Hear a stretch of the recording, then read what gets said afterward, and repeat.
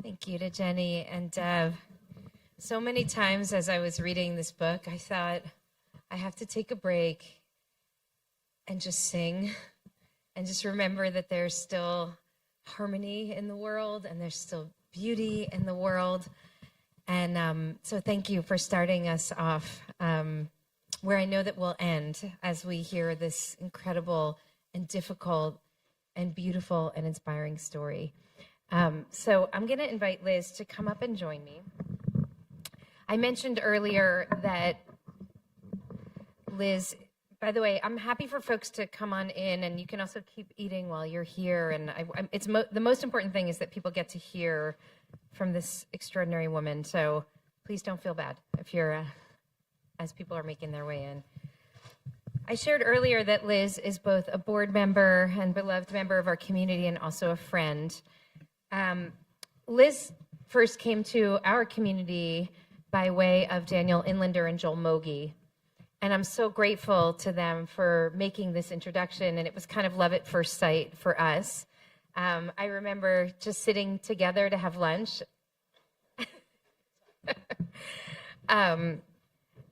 As you were navigating your way into community. And I knew we could talk for hours and hours and hours. And I thought this is the beginning of really a friendship, and I'm so grateful. And I have admired you from that lunch on. When COVID came, you used your resources and your big heart and your talent and commitment to make it possible for hundreds, thousands of masks to be made immediately and then distributed to the people who needed them most. I realized you're just a person who steps in when there's pain and when there's heartache, and you do everything that's possible in the world to try to make the situation better. When October 7th happened, you had to make the same kind of pivot from your life as you knew it before into what would become your new life, which was a wholesale effort with every ounce of strength, body, and spirit to save your great niece, Abigail, and all of the Chatufim, all of the hostages that were abducted on October 7th. And this story is so extraordinary that I'm so thankful that it's bound in a book now so that people can hear it and read it and get a glimpse of what went on behind the scenes in order for the deal to happen in November for Abigail, that saved Abigail's life. And also understand what has made it so that there hasn't been another deal since and what might need to happen in the days ahead. So Liz, I am so deeply moved by who you are in the world and how you navigate the world. And I'm so grateful to you for sharing this story with us. Thank you for being here. Thank you. Can you start by telling us about your family from Kfar Aza and Smadar and Ro'i and Abigail, Michael, and Amalia? Tell us a little bit about them. First, I wanted to say thank you. Thank you, Rabbi Brous. Thank you, Melissa. Thank you, all of you, for being here and representing a community that I'm very proud to be a part of. And in tough times and in sad and rough times, I've been able to know that back here in Los Angeles, and very proud to be a member of IKAR. So I just want to say first, thank you. And, you know, I appreciate your words, but I think that one thing about IKAR is there's a lot of people that have risen up and will continue to rise up. And so I think that we are a community that you and Melissa have created that does bring that, bring people like myself to be a part, because I find so many other people are also looking and sometimes not looking, and something knocks on their door and they have to go and they fight. So I feel like I'm in a community that supports and understands. So on October 6th, I arrived in Israel. I was going to visit my daughter who lives there. And, you know, it was Simchat Torah. And a friend of mine who's Senator Cory Booker, who I know has spoken at IKAR, he's on the airplane and he said, oh, we're going to Jerusalem. We're going to dance with the Torah and we're going to have a beautiful dinner and a beautiful evening. And I said, great. My daughter is busy until Shabbat. And I said, I'm going to come.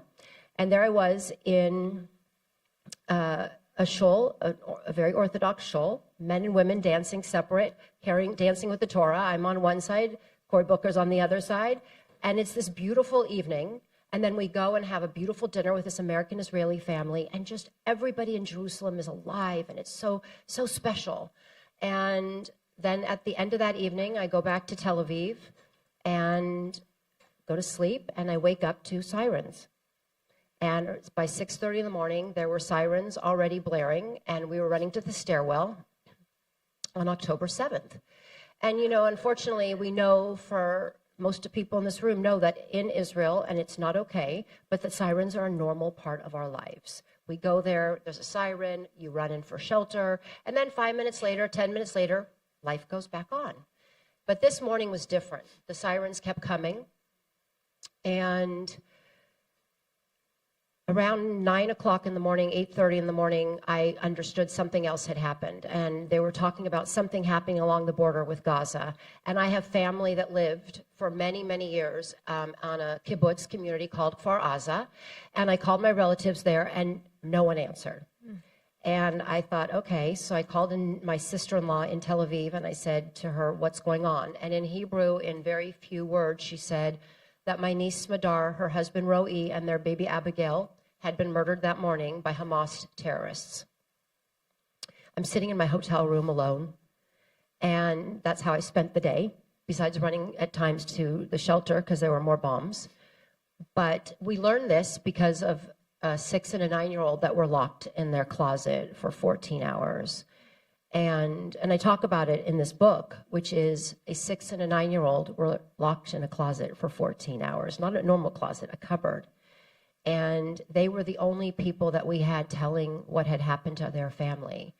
And at 6:30 in the morning, my niece Smadar was putting her 3 children in a safe room, and Hamas terrorists came into their home, which was on the border of the kibbutz. Literally, when you walk out of their home and you look to the right, you see Gaza City. That's how close they are to the border.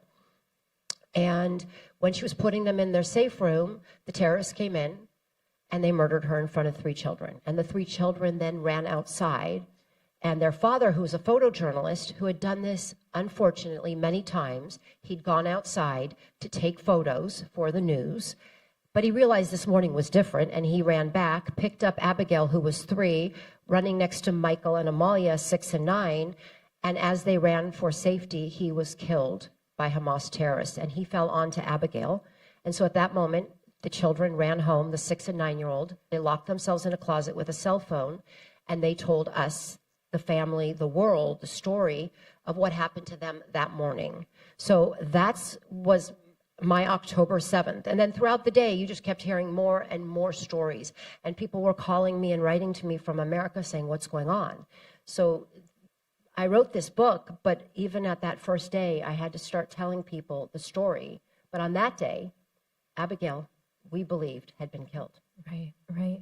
You know, you describe this really haunting moment where Michael and Amalia they're in the cupboard with their phone because these children somehow had the wherewithal to bring their phone with them and then hide there. And they find a grown-up who they can talk to, who is, I think, a social worker. And at some point she says, you know, how's your phone battery?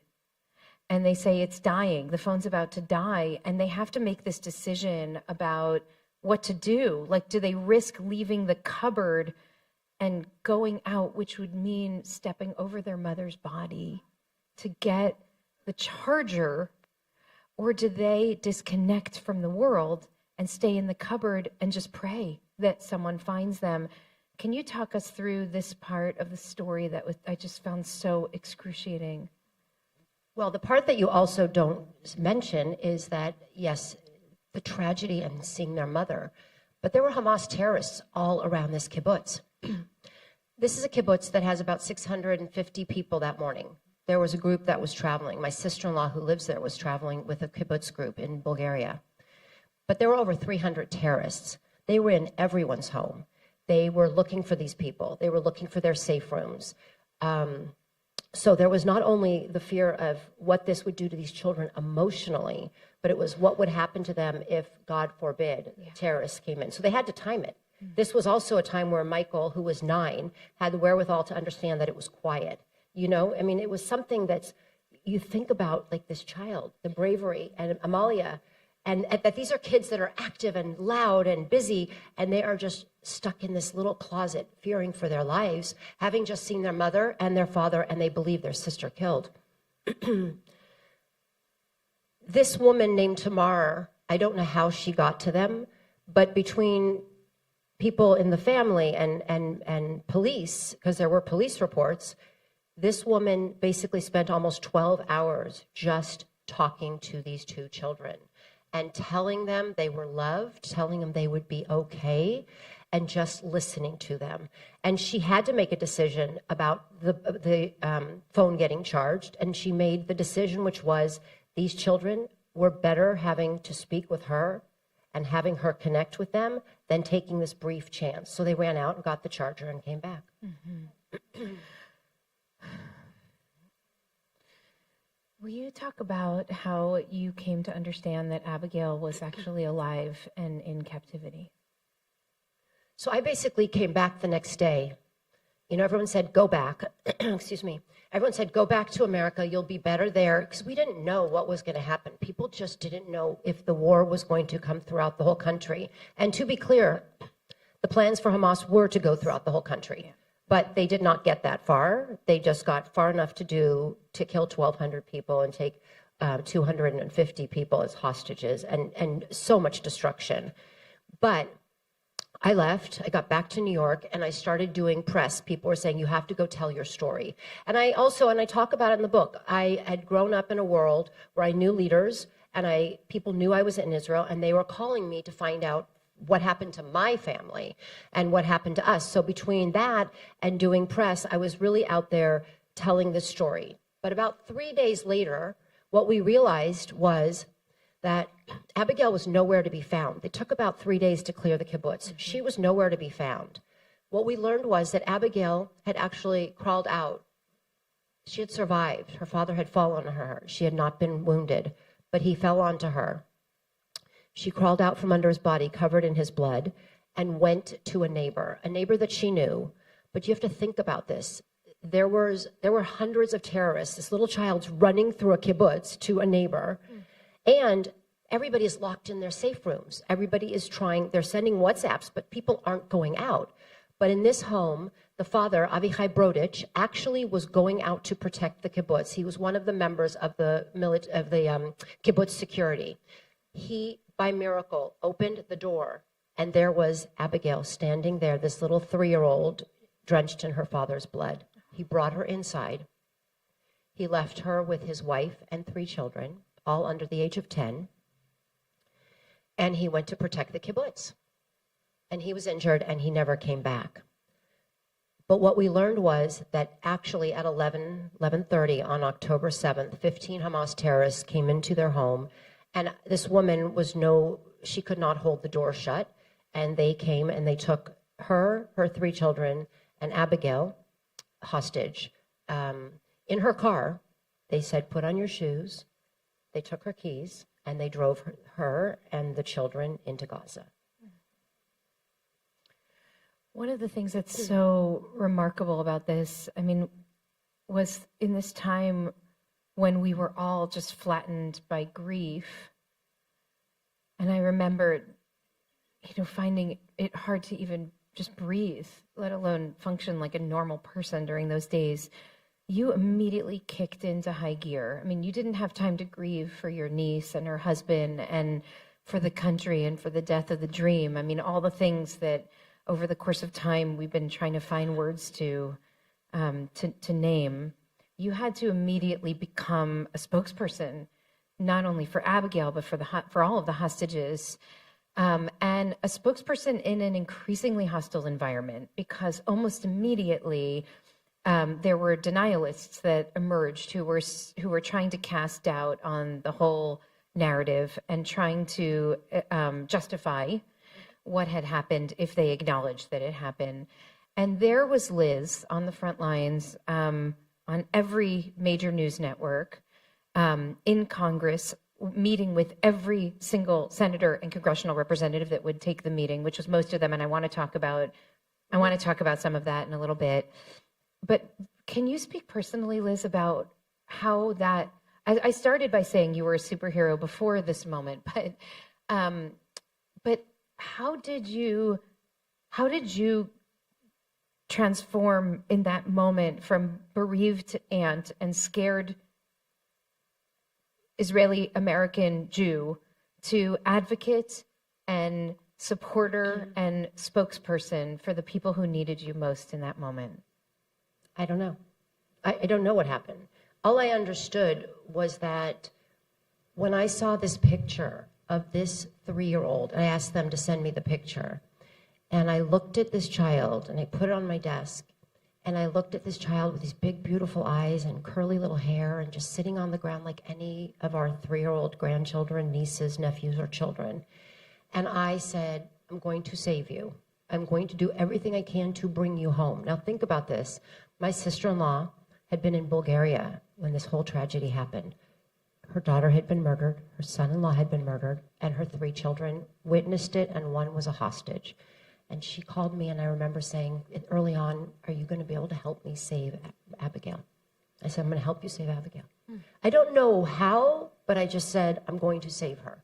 And what happened was, and think about this, we all sort of thought a week or two, it's going to end. They're not going to keep 246 people, infants, babies, people in their 80s and 90s. It just didn't make sense.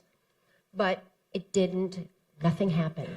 And I get this call, and I write about it, this very amazing young woman in North Carolina named Sophia, and she says to me about 10 days in, she said, I'm going to Washington, D.C., I would like for you to come with me, and I'm going to introduce you to people, Republicans and Democrats, and I'm going to take you, and we're going to go with this other family, the Siegel family from North Carolina, who Keith is still a 65-year-old man who is still in the tunnels of Gaza, and we're going to go and do this work. And I said, when are we going? And she said, tomorrow. And I said, okay, I'm coming.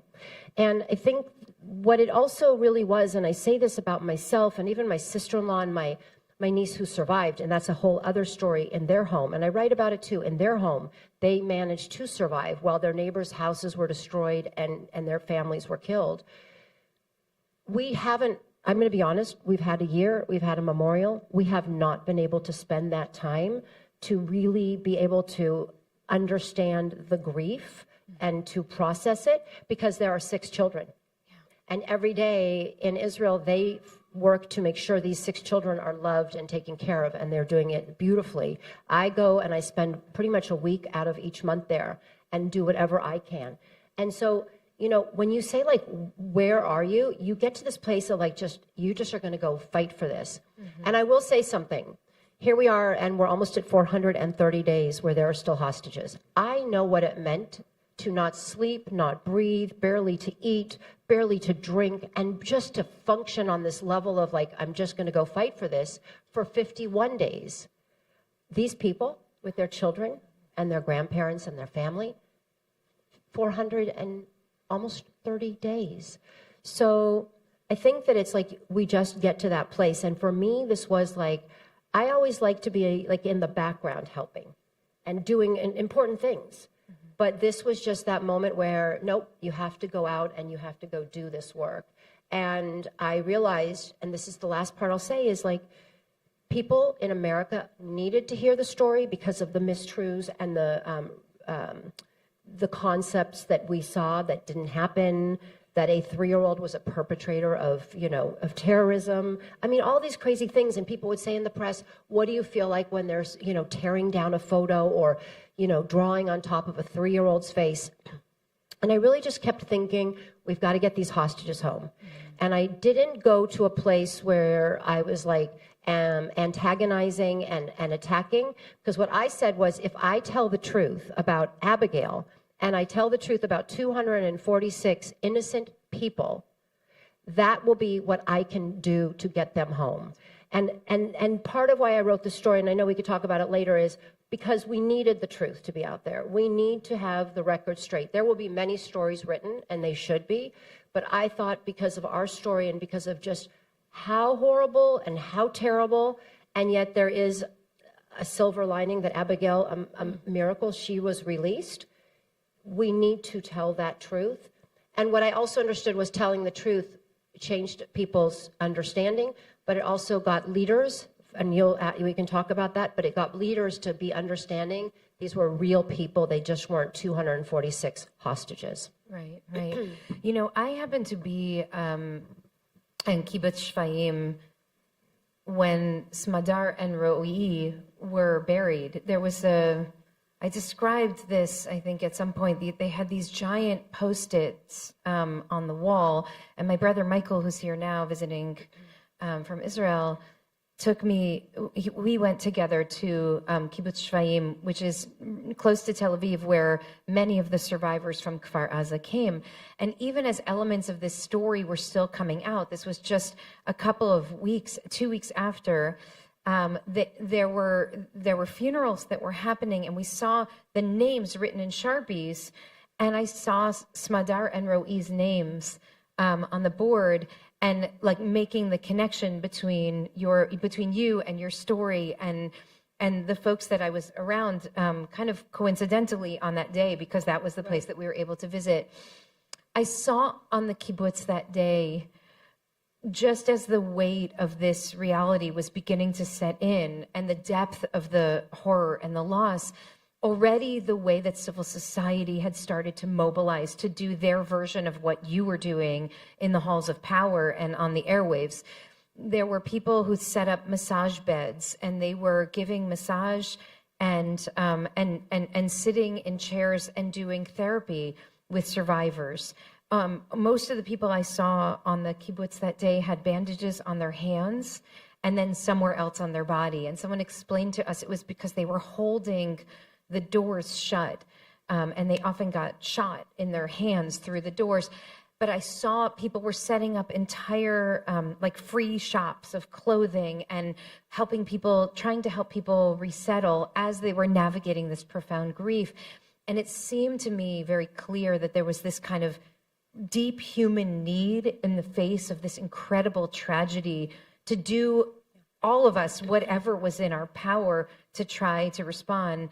And I think about you, given your history, your relationships. I mean, you started by saying, I was with my friend, Senator Cory Booker. Like, given who you are in the world, because of what you've dedicated yourself to, doing a kind of internal inventory and saying, okay, what can I do? Like, it's not massage and it's not basketball with the kids, but this I can do. Yeah. I can show up in the offices and hand this picture, which you sent to me, and I put it in my favorites on my phone, and I looked at it every single day. I mean, this child, her face haunted me because you describe it as this mischievous smile of a child who's up past her bedtime, right? And you can see like just this was a loved human, and a human who loved, and she needed you, and she needed us to not forget her. So also Susan Collins held this picture, and also President Biden, it turned out, held this picture, and many, many others. So can you take us through now what those 50 or so days, 51 days? 51. Between the time that you found out and the time that the deal was made, what happened behind the scenes to make it possible for the impossible, for that opening to be created end of November 2023 for some of those hostages to come home? So one of the things, I was with the Siegel family very early on, but a lot of Israeli, American, European Israeli, many people were coming to America to meet with Congress. And that was hugely important because we needed to tell the stories.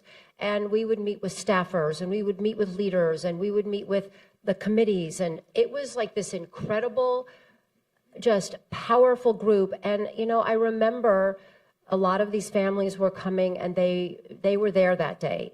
Their families were killed. Their family members were hostages. And I just looked at them, and I looked at these people coming to my country, to our country, for help. They were saying, help us. We're desperate. And what I also realized, there was a lack of leadership in Israel. I'm going back to your question a bit. There was a lack of leadership. The Israeli government was literally caught off guard. Security was caught off guard. The military was caught off guard. Nobody came to these kibbutzes for hours to rescue or help any of these people. That's another story. It's in there, but that's just another thing. One, we need to discuss at some point when these hostages come home what happened on October 7th. There has been nobody that has done any deep dive into what happened. So there will have to be that. But right now, what we were doing was, like, people were just coming over by the plane loads to tell their stories. And I would sit in the meetings, and I sort of found this role in this process, which was letting people speak, but then summing it up.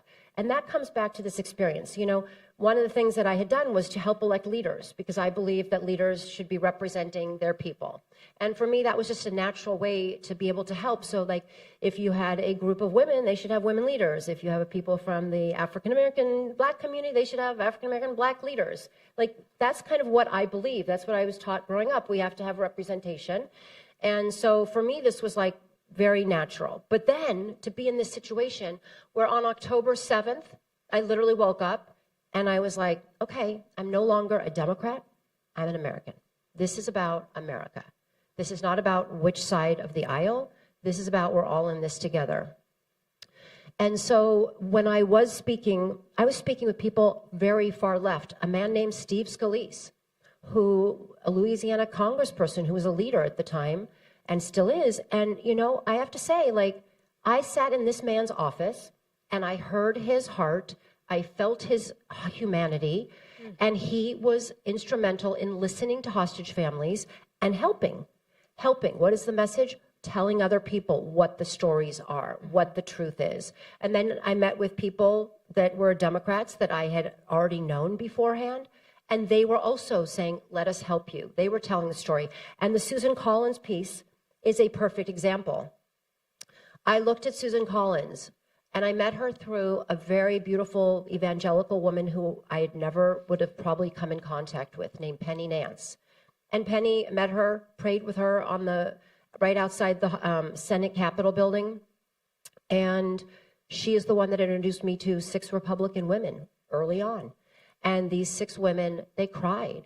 They listened to our stories. It was myself and the Siegel family.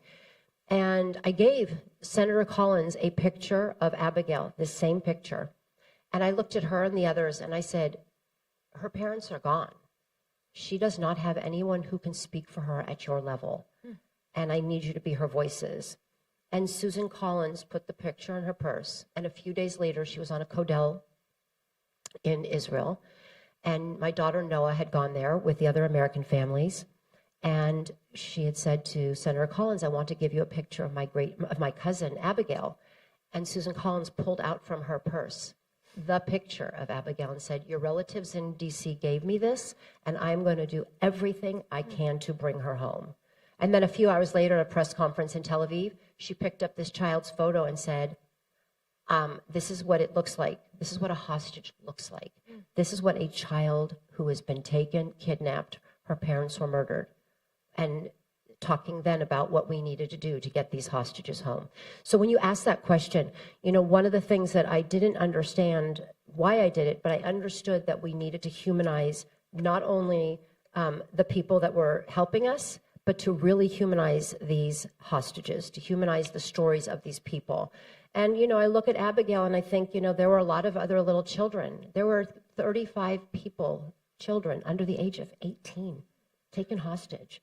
But what Abigail's face represented was a child of the entire movement.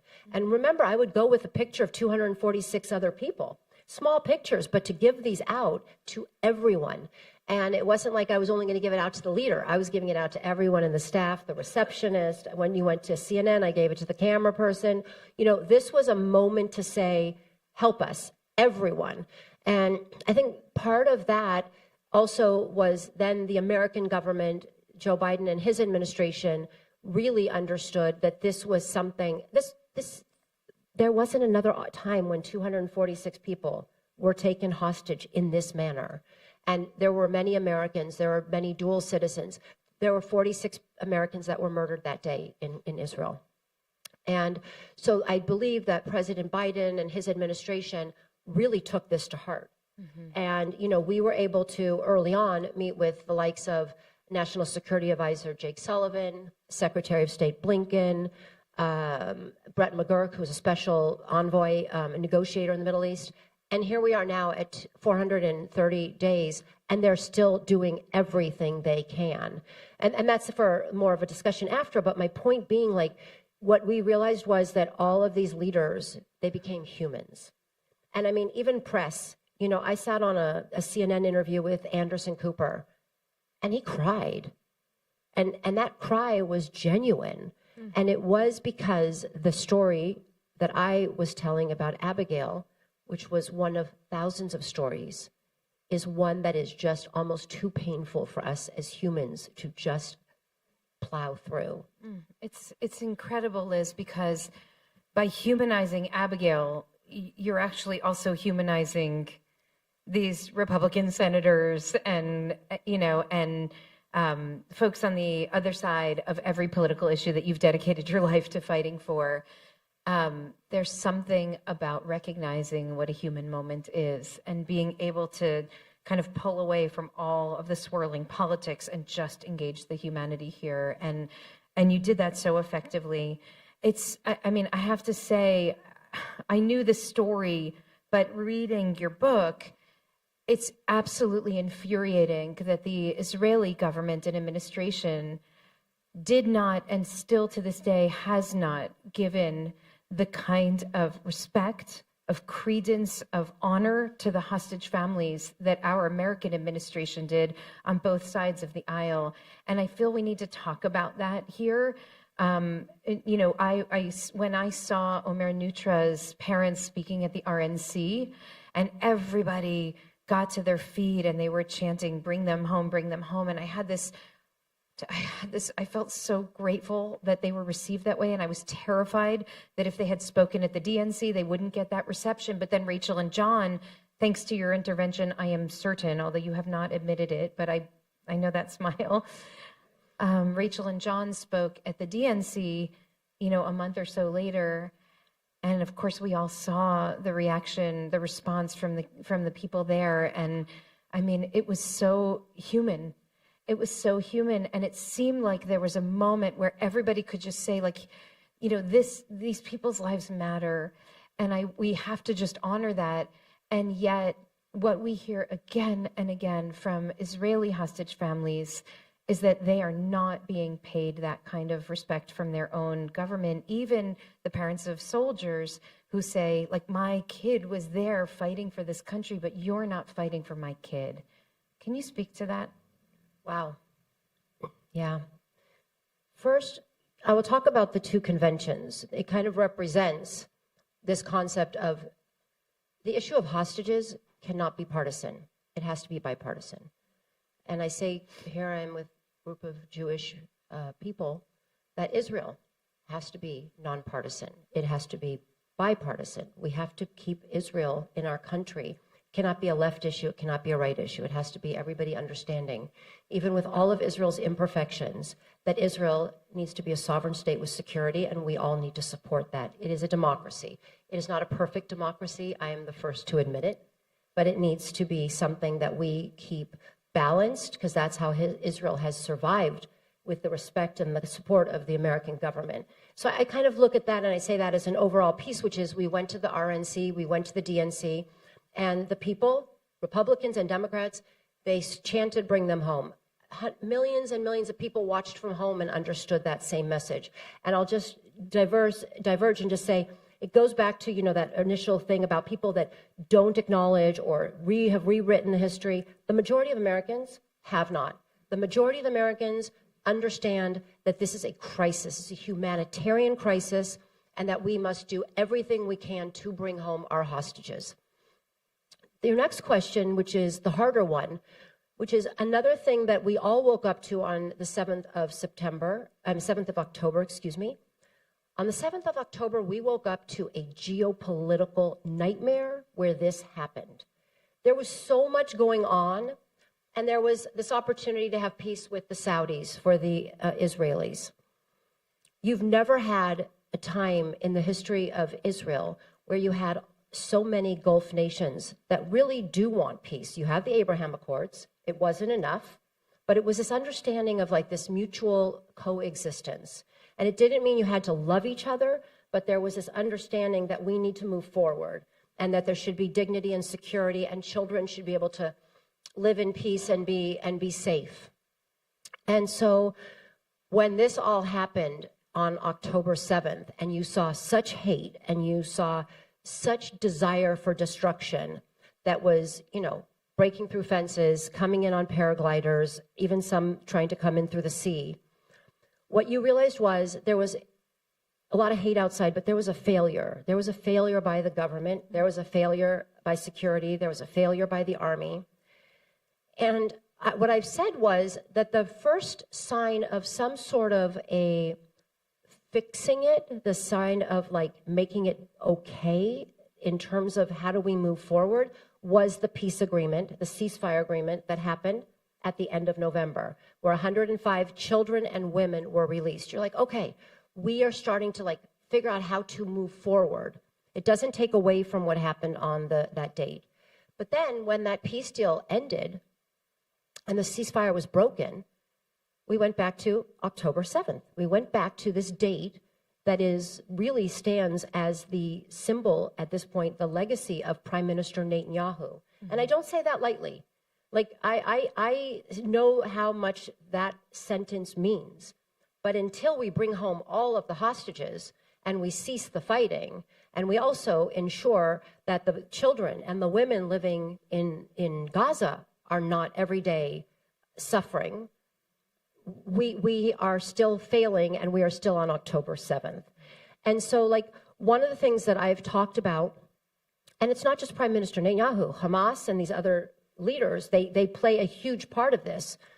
But we haven't had any political will in over a year. These first round of hostages were released a year ago.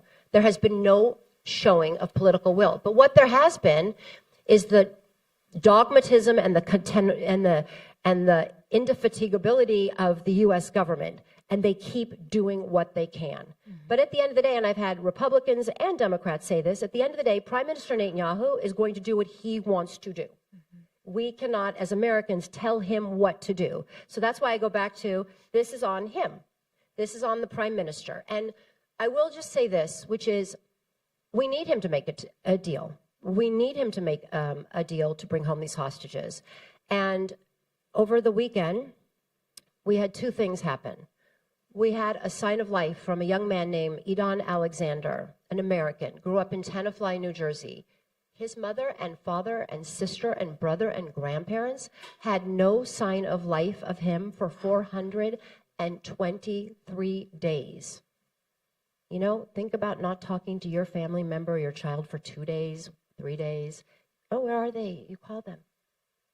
423 days. And here was this young man, and he was appealing to the Israelis. He was telling, it's a propaganda, but here he was speaking in Hebrew, grew up in America, and his Hebrew was very good. And he was really telling what was happening. And he was making an appeal to incoming President Trump. And he was telling his parents in English and in Hebrew he loved them. And then his mother received a call from the Prime Minister, and she talked about it at the rally in Hostage Square in Tel Aviv that day. And he said he's going to bring home these hostages. Now, he said that for over a year. But this time he said something different. He said the time is ripe.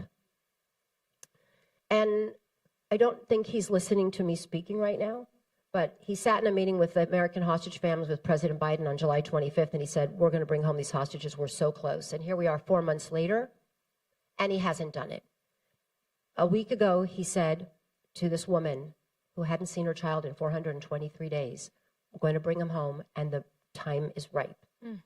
So the next day, we learned that another young American, Omer Nutra, 22 years old, from Long Island, his parents received the knock on the door. Omer was killed on October 7th. His family, these beautiful people, Ronan and Orna, they spoke at the RNC, but they spoke everywhere. There wasn't a thing they wouldn't do. And they woke up and found out that their child had been murdered on October 7th. So when you ask all about where we are, you know where we are? We're at a place where we need to make a deal. We need to bring home the hostages. We need to stop the fighting. And we need to figure out a solution so that the people living in Gaza also have security and dignity. And we can sit here and we all know that's really the picture that we envision. It's grander, but that's the basic part. And here we are, and we are not at that moment. We have the administration currently, and the Biden administration that has done amazing, incredible work. But the first thing Joe Biden would tell any of you to your face is he hasn't succeeded and he's not done, and he has failed until he has done that. And now you have an incoming president, and I have written to this and spoken to this, who has a different relationship with Prime Minister Netanyahu, and he is a deal maker. And I say to him, listen, make a deal. Bring them home. Don't wait till January. They cannot wait for the winter. Bring them home now. Show us the deal. We will be cheering for that deal. You will be the deal maker who brought home the hostages. Because at this point, and it goes back to the beginning of your question, the one thing I've learned in this process is we do share common things. We cannot like people, we can have disagreements, but we share common things. And we have to find commonality on this humanitarian crisis. So I go back to, it is really complicated, but I'm sitting here and I say, I wrote an op-ed to President Trump. I'm a Democrat, but I'm really an American, and I'm saying, help us make a deal. And I bet if we had President Biden sitting here, he'd say, please help us make a deal. Right, this is something we all should be united on. What's really so painful and hard to wrap our heads around is I remember the whole beginning of the aftermath of October 7th, we were told there were two war goals. One was to get the hostages home, and one was to diminish the capacity of Hamas so that there could never be another October 7th. And then we heard from Gallant many months ago that all of the military objectives that needed to be fulfilled were fulfilled already, probably by July of this past year. The hostages are not home. Palestinians continue to suffer and die from hunger, from aerial bombing every day. It seems at this point that the lack of political will from, I'm not saying it's only from the Netanyahu regime, but between the leaders of the men who are leading these groups who are willing to lead absolutely to the edge of the abyss. And so, and that's just devastating to witness. And I heard this morning that there was a sign of life from Matan Zangaukers, who's been in Gaza for 430 days. And this was his first time. His mom saw him also. And she's been out there every day doing incredible work.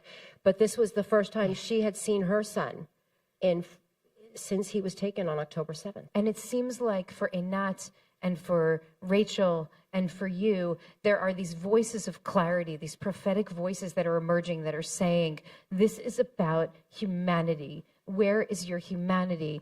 And that feels increasingly in conflict with the failure of vision that's coming from the people who actually have the most power to enact a deal at this point. And it's beyond devastating. It's beyond devastating. And I'll say a few things. Look, Hamas perpetrated October 7th. And we know that Hamas is a terrorist organization, and their goal was to get rid of Jews, Israelis, Americans, and to not just stop with Israel, but to go and continue. That is what they are. They are jihadists. But that is not the people. Mm-hmm. And so I always want to be very clear, there are leaders that are terrorists, but there are a lot of innocent people who have also suffered under a terrorist leadership, everyday citizens living there. Then you go to, Hamas has known from the beginning, if they released the hostages, the fighting would have ceased, the people would have been taken care of. And that they have refused to do. And you talk about Gallant and you talk about the situation, and then there is a prime minister who has not chosen. And again, he could sit there and say, we had this, we had that, we had his leaders, his military leaders, his intelligence leaders, Gallant, people that really understood. They were saying, you can go make a deal. Let's get our people home. Mm-hmm.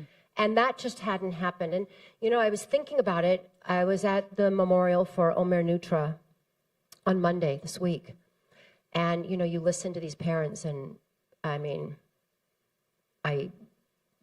they did everything, in an interesting way. They breathed life into Omer so that they could be an interesting and an important part of this movement.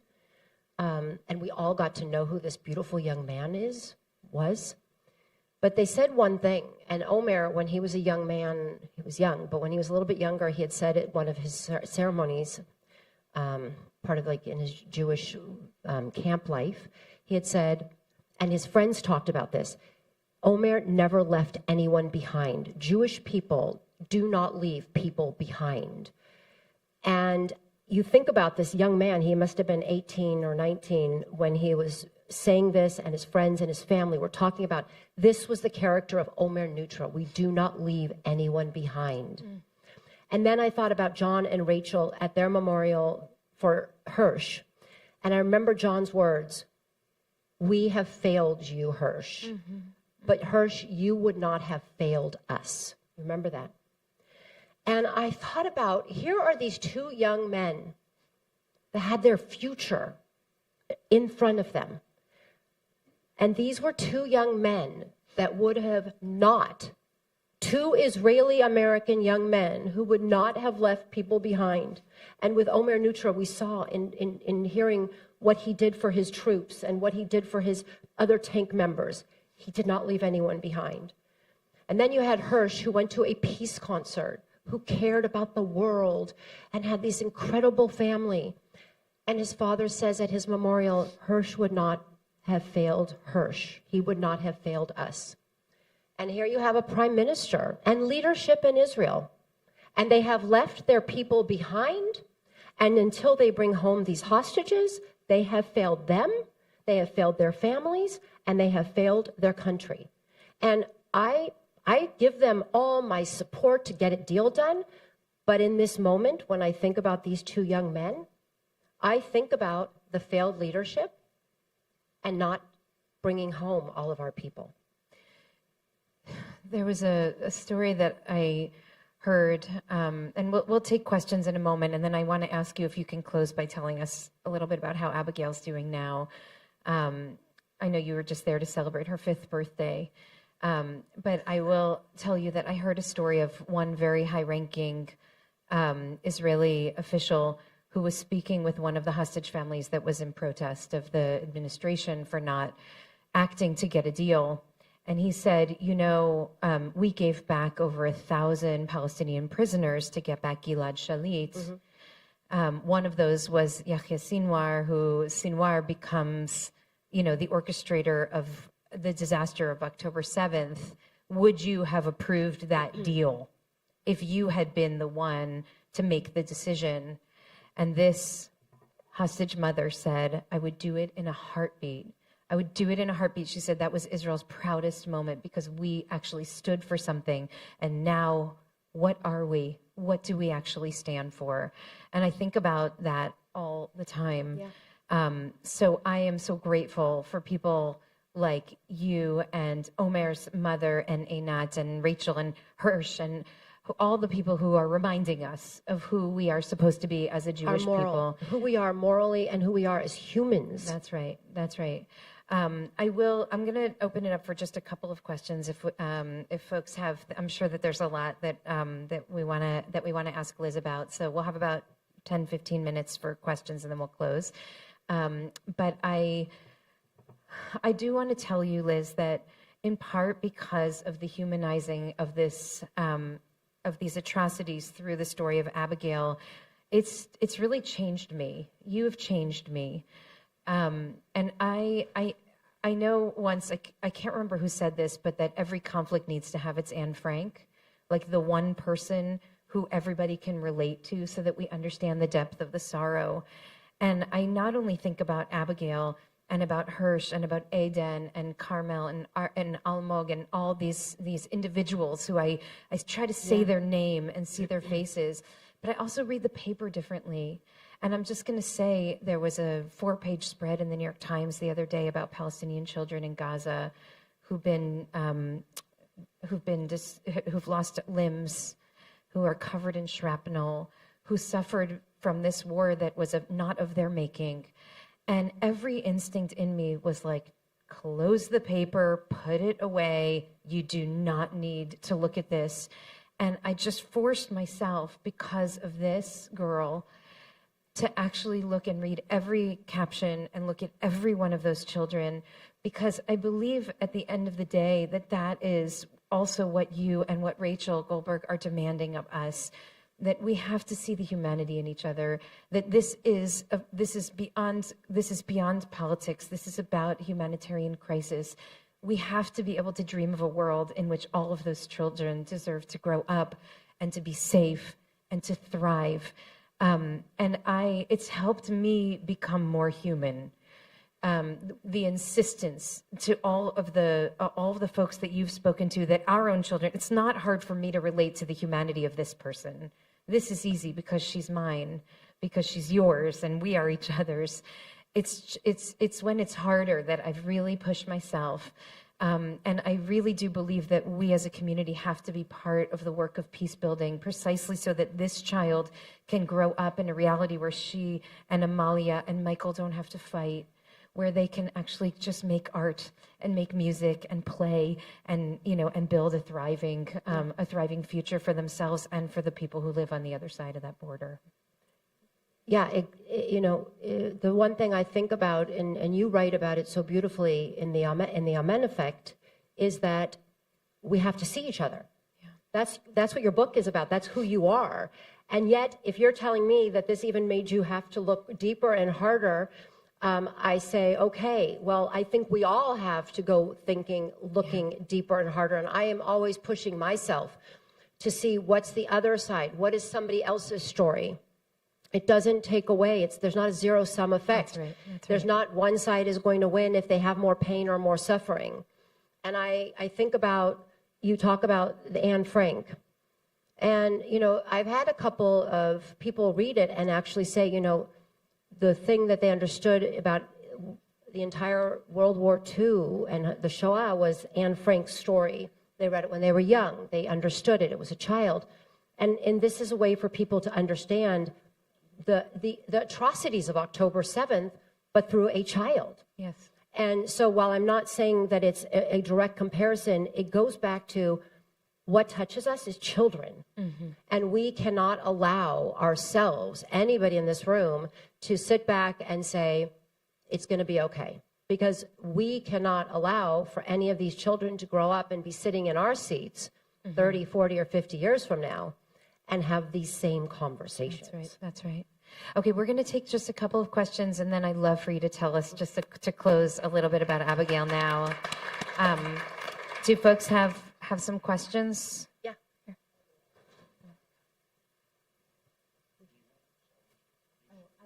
Oh, Michael, do you want to?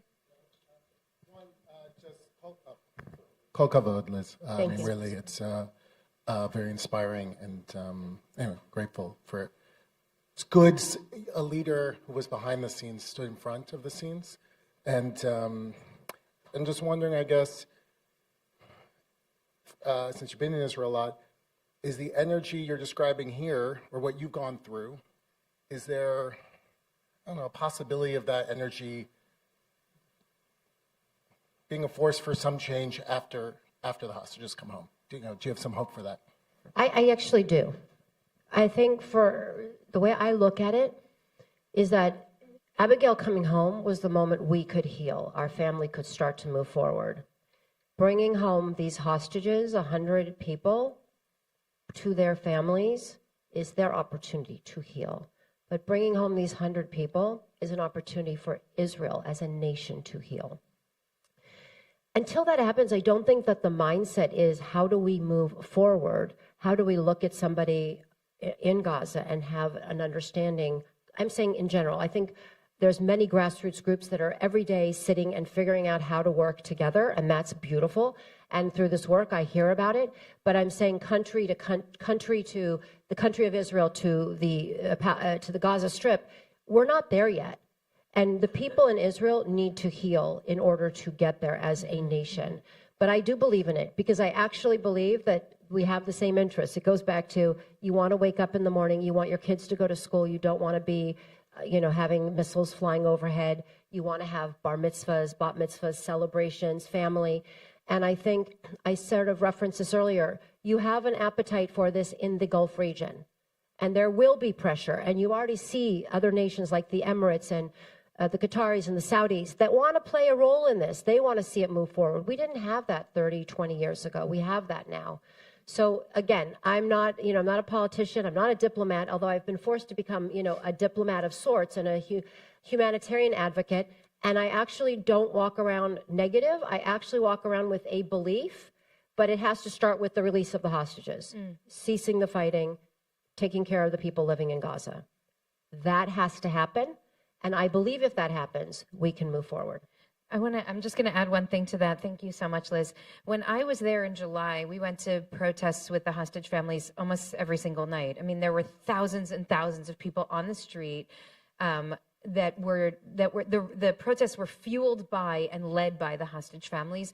And I thought, there's no way that this does not translate into a political movement. This has to be the seed of a political movement. I think this is the seed of what the future could be. Because these people really understand in the most proximate way what the cost is to not moving forward toward a just peace. And so it's my deepest prayer that after the hostages come home, the war is over, we're in the phase of rebuilding, that it is precisely some of the people who've been leading this effort on the street who become really the voice of Israel's future. Amen. Okay, one or two more questions if anyone has. Okay. I'm just gonna ask then, Liz, can you tell us a little bit about your little Abigail now and how she and her brother and sister are doing now, just over a year later? Yeah, so I just came back, and Abigail celebrated her 5th birthday, and her 4th birthday was as a hostage in Gaza. So Abigail had a birthday party. And she had Disney characters, that sang and played. Zombies and cheerleaders, or like other Disney characters? Like Little Mermaid and, princesses, please, okay. The universal princesses. But the reason I say that is because, she's a normal 5-year-old on so many surface levels. And her siblings were all there. And her siblings now are Michael and Amalia, of course, but her 3 cousins, Inbar Zohar, they're 13 years old, twins, and Daniela, 11-year-old. And the 6 of them have this beautiful relationship. And they take care of each other, and they look out for each other. And pretty much Abigail does run the 6 of them. But what you think about is where she was a year plus ago, and that she was in a room with no walls, with no light, dark, and she was with Hagar and her 3 kids. And this is the one thing that you didn't ask about, but this woman Hagar saved Abigail's soul. Yeah. She made sure that Abigail, who had seen her parents be killed and had gone through all of this, was for 51 days hugged, loved, and cared for. So when you ask how Abigail is, her soul was saved. Her heart was saved by this woman, Hagar, who didn't know if her husband had survived, didn't know if her house, she had no idea. But she gave this child, this 3-year-old and her own 3 children, 4, 8, and 10, hope and a belief that they could have something that they were going home to. So when you ask, the thing that I also will say is the children in Israel are traumatized. These kids are traumatized. Life goes on. They're playing, they're doing sports, they're going to school, but they are traumatized. They are still running to bomb shelters. When Abigail at 4 years old, 5 years old, asks if she's going to a safe room bomb shelter, if the terrorists will find her there, we have failed her. We have failed her. And so I like to make it really clear. She's okay on the day-to-day. And my niece, Lerone, and her husband, Zoli, they are the most amazing people taking beautiful care of these 6 children. And Abigail gets to play and goes to school, and she can dance, and she can put on makeup, and she can dazzle everyone. But I want people to remember what she came through and what all of these kids came through and why. And I think that's kind of where I'm at, which is like, why do I keep doing it? Because until all the hostages are home, I don't feel any success. I feel failure. I feel a failure too. But when I look at Abigail and these kids, and Abigail specifically, and the Brodich kids, you know, this woman and her 3 kids, I'm like, I'm not going to stop. The hostages are going to come home. They are going to still need all of us. Mm-hmm. So the first step is we must get the hostages home. Then we must figure out ways to help Israel to heal and move forward, help our own communities here in America to heal and move forward. That's a whole other subject, but it gives what I like to say to people at the end: what is your call to action? What can you do? You know, we all can go home and hug and love our family and understand how precious all of this is. But what I ask you to do is keep the hostages, keep them in everybody's minds. You know, you drive in the parking lot here and you see the hostage faces still. But we need to make sure everyone sees those faces. And we need to keep putting pressure, because people need to know all across this country that there are hostages. And so for me, the answer is, how do we help and how do we move forward? And that is really to make sure that if we need to, we write our Congress folks, we call them, we do whatever it is that we can do to support the work here that you are doing to help. But at this point, it's like all hands on. There's, you know, you can look at any child, you can look at Abigail's picture. And by the way, I think this book is a very important book for people to read, because what it does is it tells a truth. So if you have young people in your family or people in your community that don't know the truth or are questioning it, this is the truth. This is not a book that is a story, a random story. It doesn't have a political side. It doesn't have a political objective. The only objective is for people to understand what happened. And for Abigail and for myself and for all of us, we have a lot of work to do. This is Saving Abigail. Liz, Hirsh, Naftali, thank you so much. You inspire me and all of us every day. We're so grateful to you, and thank God you got your girl home. Thank God. And now we got to get the rest of them home. Amen. Amen. Thank you.